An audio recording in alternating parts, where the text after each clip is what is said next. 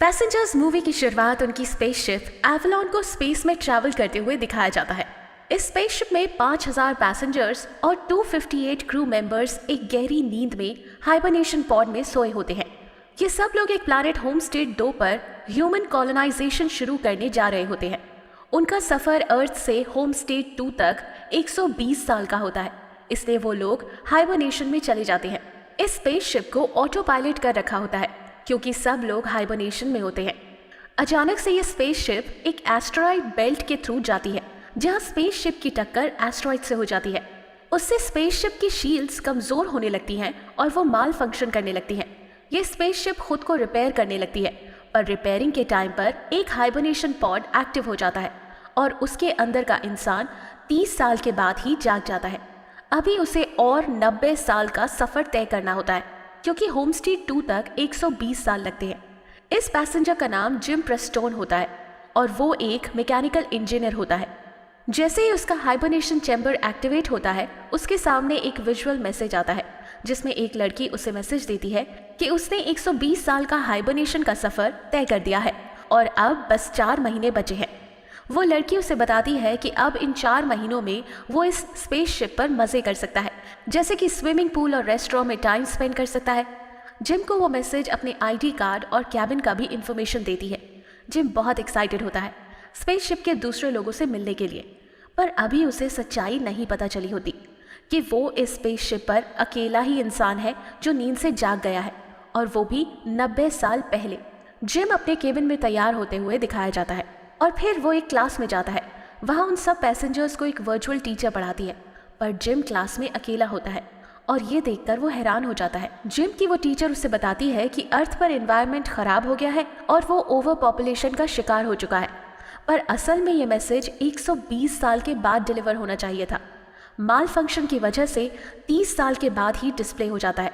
Gym bar बार उस visual teacher से पूछता है कि आखिर वो अकेला क्यों है, पर विजुअल टीचर जवाब नहीं दे सकती। फाइनली जिम स्पेसशिप में जाकर खुद बाकियों को ढूंढने चला जाता है। वो शिप के मेन हॉल में जाता है जहां उसे कोई नहीं मिलता। वो ऊपर रिसेप्शन पर जाता है जहां एक ऑटोमेटेड मशीन उसे इन्फॉर्मेशन देती है। वो उसे शिप के कैप्टन का पता देती है और अब जिम उस स्पेसशिप के कैप्टन को ढूंढने जाता है। वो उसे दरवाजे के बाहर पहुंचाते हैं, पर वहां के अंदर जाने का एक्सेस उसके पास नहीं होता है। जिम वहां दरवाजे की छोटी सी खिड़की से देखता है कि सब क्रू मेंबर अंदर सोए हुए होते हैं। फाइनली जिम अब स्पेसशिप की ऑब्जर्वेटरी में चला जाता है, जहां उन्हें पता चलता है कि वो अपनी मंजिल से अभी 90 साल दूर है। ये जानकर वो बहुत निराश होते हैं और उन्हें समझ नहीं आता कि वो क्या करें। फाइनली वो हॉल में रखी हुई ऑटोमेटेड मशीन से अर्थ पर मैसेज भेजता है कि वो जल्दी जाग गया है और अब वो क्या करे, क्योंकि वो खुद से हाइबरनेशन में वापस नहीं जा सकता। वो ऑटोमेटेड मशीन जिम को बताती है कि अर्थ से आंसर आने में 55 साल लग जाएंगे। ये सुन के वो और निराश होता है और वो सोचता है कि अब वो इतनी बड़ी स्पेसशिप में 90 साल तक अकेला क्या करे। जिम अब स्पेसशिप को एक्सप्लोर कर रहा होता है, तभी उसे एक बार दिखाई देता है। वो बार में जाता है। वहाँ वो देखता है कि बार टेंडर भी एक इंसान होता है। वो उससे बात करना शुरू करता है, पर फिर वो नोटिस करता है कि बार टेंडर में कुछ अलग था। जब वो बार टेंडर को पैरों की तरफ देखता है, तब उसे पता चलता है कि उसकी लोअर बॉडी तो मशीन की थी, मतलब वो एक रोबोट था। उस रोबोट का नाम आर्थर होता है। अगले दिन जिम कैंटीन में जाता है और वहाँ पर सारा खाना ऑटोमेटिकली जिम को मिलता है। फिर जिम अपना हाइबरनेशन चैम्बर ठीक करने का तय करता है। कुछ टूल्स इकट्ठा करके वो अपने चैम्बर पार्शियल वर्किंग कंडीशन में लाता है। वो उसके अंदर लेट जाता है, पर वो हाइबरनेशन नहीं कर पाते। इसके बाद वो सोचता है क्यों ना टूल से वो क्रू के चैम्बर्स में जाकर किसी एक क्रू मेंबर को उठा दे। फिर जैसे ही वो क्रू के अंदर पहुंचता है, कोई भी टूल उस दरवाजे को तोड़ नहीं पाता। जिम को क्रू के चैम्बर का एक्सेस नहीं मिलता। सब कुछ ट्राई करने के बाद जिम हार चुका था। अब वो स्पेसशिप में अकेला टाइम पास कर रहा था। उसकी काफ़ी बातें बारटेंडर आर्थर से भी होती हैं, जो जिम को हिंट देता है कि वो गोल्ड पैसेंजर्स का एक्सेस हैक कर ले, जिससे वो काफ़ी चीज़ें इंजॉय कर सकता है, जैसे movie theatre, basketball court etcetera. Gym वैसा कर लेता है और अब ऐसे रहते रहते उस स्पेसशिप पर 1 साल हो गया था। एक दिन जिम हाइबरनेशन पॉड्स देख रहा होता है। उसकी नज़र एक स्पेस सूट पर पड़ती है और वो उस स्पेस सूट को पहनता है और स्पेसशिप का दरवाज़ा खोल के स्पेस में चला जाता है। स्पेस का खूबसूरत नज़ारा देखकर वो दंग रह जाता है। वो इतने सारे लोगों में एक अकेला ह्यूमन था जो उस टाइम उस जगह पर स्पेस को विटनेस कर रहा था रियलिटी में। जिम स्पेस में जाता है पर उसे रोना आ जाता है क्योंकि उसके लिए ये मेंटल पेन बहुत ज़्यादा था।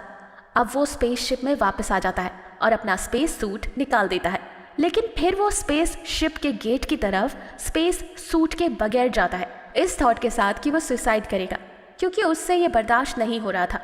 जैसे ही वो गेट खोलने ही वाला था उसका माइंड चेंज हो जाता है और अब वो भागकर वापस स्पेसशिप में आ जाता है। अब वो हाइबरनेशन पॉड्स के पास आता है और उसी टाइम उसकी नज़र एक लड़की पर पड़ती है जो अपने हाइबरनेशन पॉड के अंदर सो रही होती है। जिम को वो पसंद आ जाती है और उन्हें पता चलता है कि उसका नाम अरोरा होता है। जिम अब स्पेसशिप में डायरेक्टली चेक करता है जहां अरोरा का पैसेंजर इंटरव्यू उसे मिल जाता है। जिम अब अरोरा के पॉड के पास बहुत सारा टाइम गुजारना शुरू कर देता है और ऑथर से भी अरोरा की बात करता है। जिम के दिमाग में एक आइडिया आ जाता है कि वो अरोरा को हाइबरनेशन से उठा दे, लेकिन उसकी कॉन्शियसनेस उसे ये करने से रोक रही होती है क्योंकि अगर वो अरोरा को उठा दे उसका मतलब ये था कि उसको भी इस एंडलेस जर्नी का हिस्सा बनना पड़ेगा। वो अरोरा को जीते जी मारना नहीं चाहता था, पर हर दिन उनका पेशेंस अब कम होता जा रहा था और फाइनली एक दिन वो डिसाइड करता है कि वो अरोरा को जगा देगा। जिम फाइनली अरोरा को हाइबरनेशन पॉड एक्टिवेट कर देता है और अब हाइबरनेशन पॉड से वो बाहर आ रही होती है। जिम जल्दी से छुप जाते हैं ताकि अरोरा को पता न चले कि जिम ने अरोरा को उठाया है। फाइनली जिम को अब अरोरा मिलती है और वो बहुत कंफ्यूज्ड होती है जैसे स्टार्टिंग में जिम था। जिम अरोरा को बताता है कि इस स्पेसशिप पर सिर्फ वो 2 जागे हुए हैं और वो उसे ऑब्जर्वेटरी में ले जाता है ताकि वो उसे दिखा पाए कि अब कितना टाइम है। ये देखकर अरोरा परेशान हो जाती है। जिम उन्हें क्रू मेंबर्स के चेंबर का बताता है और कैसे उनके पास एक्सेस नहीं है ये भी। वो सुन के अरोरा अपने हाइबरनेशन पॉड की तरफ भागने लगती है क्योंकि उसको कोई और सोल्यूशन नहीं दिख रहा था। जिम उन्हें बताता है कि इसका कोई फ़ायदा नहीं। अब अरोरा बहुत उदास हो जाती है। जिम इसके बाद में आर्थर के पास जाता है और उसे बताता है कि उसे बहुत बुरा लग रहा है क्योंकि उसने अरोरा को हाइबरनेशन मोड से उठा दिया है। वो आर्थर को बोलता है कि वो अरोरा को ना बताए कि जिम ने उसे उठाया था। अगले दिन अरोरा उठती है और ऑटोमेटिक मशीन के पास जाकर हाइबरनेशन पॉड्स के बारे में पता लगाने की कोशिश करती है, पर उसे कुछ इन्फॉर्मेशन नहीं मिलती। फिर जिम और अरोरा साथ में ब्रेकफास्ट करते हैं और अरोरा देखती है कि जिम 1 साल से एक ही ब्रेकफास्ट खा रहे थे। अरोरा के पास गोल्ड पैसेंजर की टिकट होती है और वो अब जिम को नया ब्रेकफास्ट खिलाती है। जिम ने हाइबरनेशन पॉड्स को ठीक करने का एम छोड़ दिया होता है, पर अरोरा अपनी पूरी कोशिश करती रहती है जिससे कोई रास्ता निकाल पाए। नेक्स्ट कुछ दिनों में जिम नोटिस करता है कि स्पेसशिप में छोटे छोटे माल फंक्शंस हो रहे हैं, पर वो उसे इग्नोर करता है। अरोरा एक राइटर और जर्नलिस्ट होती है और वो हर चीज़ अब अपनी डायरी में लिखना शुरू करती है और एक दिन जिम का इंटरव्यू लेती है ये सोच के कि उसकी स्टोरी काफ़ी इंटरेस्टिंग लगेगी। जिम उन्हें बताते हैं कि उसका होम स्टेट 2 जाने का मकसद ये था कि वो एक नई दुनिया में अपनी जगह बनाना चाहता था।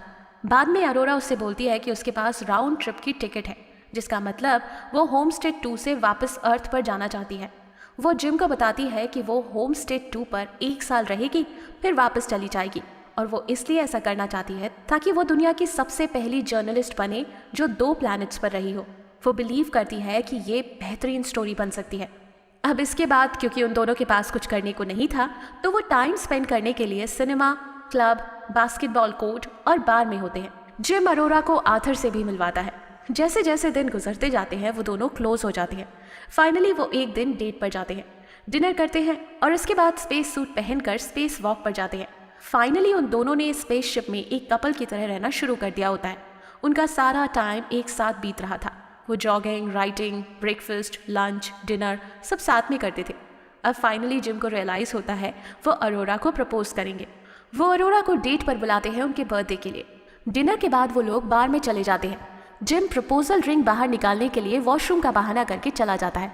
इतनी देर में आर्थर अरोरा को बता देता है कि जिम ने ही उसे उठाया था। आर्थर को लगता है कि जिम ने अब तक अरोरा को बता दिया होगा। जैसे ही जिम वॉशरूम से आता है अरोरा उस पर बहुत गुस्सा होती है। अरोरा वहाँ से गुस्से में चली जाती है और जिम से बात करना छोड़ देती है। नेक्स्ट दिन जिम अरोरा से बात करने की कोशिश करता है पर वो उन्हें इग्नोर कर देती है। एक दिन अरोरा जिम के रूम में अकेले उन्हें मारती है क्योंकि उन्हें जिम पर बहुत गुस्सा आता है क्योंकि जिम ने उन्हें उठा दिया होता है। अरोरा कहती है कि जिम ने उनकी ज़िंदगी बर्बाद कर दी। जिम माफ़ी मांगते हैं और अपना साइड एक्सप्लेन करने की कोशिश करते हैं पर अरोरा उनकी बात सुनने को तैयार नहीं होती। अब एक दिन अचानक से स्पेसशिप में एक बड़ा सा माल फंक्शन हो जाता है एलिवेटर काम करना बंद कर देते हैं और फूड मशीन से खाना बाहर आ रहा होता है। स्पेसशिप में एक ट्री भी होता है जो जिम ने लगाया था। अब इस माल फंक्शन के दौरान एक अनाउंसमेंट होती है कि स्पेसशिप में पेड़ किसने उगा दिया। ये सुन के जिम और अरोरा शॉक हो जाते हैं क्योंकि अनाउंसमेंट करने वाला तो कोई इंसान होना चाहिए। वो जल्दी से ट्री के पास जाते हैं और वहाँ देखते हैं ऑफिसर गस मानकुसो भी हाइबरनेशन से जाग गए हैं। वो दोनों गस से खुद को इंट्रोड्यूस करते हैं और गस को बताते हैं कि क्या प्रॉब्लम हुई। गस को समझ नहीं आता कि 3 पॉड्स कैसे खराब हो गए। गस फाइनली क्रू चैम्बर में जाकर चेक करते हैं और बोलते हैं कि स्पेसशिप में थोड़ी खराबी है जिसकी वजह से ये माल फंक्शन हो रहे हैं और उसे ठीक करना पड़ेगा। उसके बाद गस अरोरा का पॉड चेक करते हैं और उसे समझ आता है कि जिम ने अरोरा को उठाया था। गस को हाइबरनेशन सिकनेस हो रही होती है और वो रेस्ट करने जाते हैं, पर अचानक से उनके मुंह से ब्लड निकलना शुरू हो जाता है। उस रात अरोरा स्विमिंग कर रही होती है और माल फंक्शन की वजह से स्पेसशिप में 0 ग्रेविटी हो जाती है, जिसकी वजह से अरोरा पानी में मरने वाली थी क्योंकि जैसे ही अरोरा ऊपर की तरफ स्विम कर रही थी पानी उसके साथ ऊपर आ रहा था। बहुत मुश्किल से वो बच जाती है और अब अरोरा, जिम और गस मिलके प्रॉब्लम डिस्कस करते हैं। गस अब स्पेसशिप को डिटेल में चेक करते हैं और बताते हैं कि 2 साल पहले शिप से कुछ टकरा गया था जिसकी वजह से शिप का एक हिस्सा डैमेज हुआ था। इस डैमेज को फिक्स करना बहुत ज़रूरी है वरना स्पेसशिप खराब हो जाएगी। अब वो तीनों डैमेज्ड हिस्सा ढूंढने लग जाते हैं पर गस फेंट हो जाता है। जिम और अरोरा जल्दी से गस को स्पेसशिप के ऑटोमेटिक मेडिकल मशीन के पास लेते हैं जिसमें ऑटो डॉक्टर उन्हें बताता है कि गस मरने वाला है और उनके पास कुछ ही घंटे बचे हैं। गस अब जिम को उनका आईडी ब्रेसलेट देता है ताकि वो स्पेसशिप में हर जगह एक्सेस कर सके और इसी के साथ गस मर जाते हैं। फिर अचानक से स्पेसशिप की सारी लाइट्स रेड हो जाती है और स्पेसशिप जोर से शेक करने लगती है। जिम और अरोरा इंजीनियरिंग सेक्शन की तरफ जाते हैं पर रास्ते में ग्रेविटी फेलियर होता है। इस बार आर्थर की फंक्शनिंग पर भी असर पड़ता है और आर्थर की मशीनरी टूट जाती है। जिम आर्थर को जल्दी से डीएक्टिवेट कर देते हैं ताकि वो डैमेज से बच जाए। फिर फाइनली जिम और आर्थर किसी तरह इंजीनियरिंग सेक्शन में पहुंच जाते हैं और उन्हें पता चलता है कि पावर प्लांट में कुछ डैमेज हुआ है। जैसे ही वो पावर प्लांट का लैच खींचकर गेट खोलते हैं अरोरा फोर्स से खिंचती चली जाती है और उसके बाद जिम भी। वो देखते हैं कि पावर प्लांट वाले सेक्शन में एक एस्टेरॉइड से एक होल हुआ है और उसे वो दोनों बंद कर देते हैं। फिर उन्हें रियलाइज होता है कि पावर प्लांट के अलावा भी और फॉल्ट्स हैं। उन्हें दूसरा fault fusion reactor power plant के कंप्यूटर में मिलता है जो उसे कंट्रोल कर रहा होता है। जिम उसके पार्ट्स रिप्लेस करते हैं। अब नेक्स्ट उन्हें इस कंप्यूटर के थ्रू रिएक्टर का वेंट खोलना होता है ताकि रिएक्टर में जो प्लाज्मा रिएक्शन है वो बुझ जाए, पर कंप्यूटर वेंट नहीं खुलता। उसका प्लान फेल हो गया था। अब उसके पास एक ही रास्ता था, वो ये था कि वो स्पेसशिप के बाहर जाके इस वेंट को मैनुअली खोले। जिम फैसला करता है कि वो स्पेसशिप के बाहर जाकर वेंट को खोलेगा। अरोरा जिम की स्पेस सूट लगाने में हेल्प करती है। स्पेस में जाने से पहले जिम अरोरा को गस का आईडी बैन देता है क्योंकि चांस था कि जिम वापस ना आ पाए। अरोरा जिम को वापस आने के लिए बोलती है क्योंकि वो उनके बगैर अकेले इस शिप पर नहीं रह सकती। फाइनली जिम वेंट के बाहर पहुंच जाते हैं पर वहां पहुंचकर उनको रियलाइज होता है कि उनको हाथ से वेंट को पकड़े रखना है, वो खुला रहे और रिएक्टर के फ्यूम्स बाहर आ जाए। वो ये बात अरोरा को बताते हैं और अरोरा इस प्लान को सपोर्ट नहीं करती। जिम उन्हें बताता है कि इस शिप में बहुत लोग हैं जिनकी जान बचनी है। वो वेंट को खोल देता है और अरोरा को बोलता है कि कंप्यूटर से रिएक्टर वेंट कर दे। अब रिएक्टर से बहुत तेजी से गर्म फ्यूम्स बाहर आने लगती है और उसी फोर्स की वजह से जिम की रस्सी स्पेस शिप से अलग होती है और उनके स्पेस सूट में से ऑक्सीजन निकलने लगता है। जिम जल्दी से अरोरा को ये बताते हैं और उन्हें सॉरी भी बोलते हैं क्योंकि जिम को पता होता है कि अब वो मर जाएंगे। ये सुन के अरोरा जल्दी से दूसरा स्पेस सूट पहनती है ताकि वो जिम को बचाने चली जाए। वो स्पेसशिप का दरवाज़ा खोल जल्दी से स्पेस में चली जाती हैं जहाँ वो देखती है जिम स्पेस में फ्लोट कर रहे होते हैं और उनका स्किन वाइट हो रहा था। अरोरा उनकी तरफ जाने लगती है पर उसकी रस्सी छोटी पड़ जाती है। किसी तरह से अरोरा के हाथ में जिम के सूट की रस्सी आ जाती है और वो उन्हें स्पेसशिप में लाने में कामयाब होती है। पर स्पेसशिप में आके भी जिम कुछ रिस्पॉन्ड नहीं कर रहा होता है। वो एक लाश की तरह पड़े होते हैं। अरोरा से ये देखा नहीं जा रहा था और वो उन्हें रिवाइव करने की कोशिश कर रही थी। जिम अभी भी रिस्पॉन्ड नहीं कर रहा होता है। अरोरा उसे देखकर बहुत रोती है। अरोरा जल्दी से उन्हें ऑटो डॉक्टर के पास ले जाती है जो जिम को रिवाइव कर देता है। ये देखकर अरोरा को एक बहुत बड़ा रिलीफ मिलता है और वो जिम को माफ़ कर देती है। फिर बाद में वो दोनों आर्थर को ठीक करते हैं और कैप्टन गस को बरी करते हैं। जिम रियलाइज करते हैं कि ऑटो डॉग एक इंसान के लिए हाइबरनेशन पॉड की तरह बिहेव कर सकता है और वो अरोरा को बोलते हैं कि वो उसमें हाइबरनेशन कर ले, पर अरोरा जिम को अकेले नहीं छोड़ना चाहती और मना कर देती है।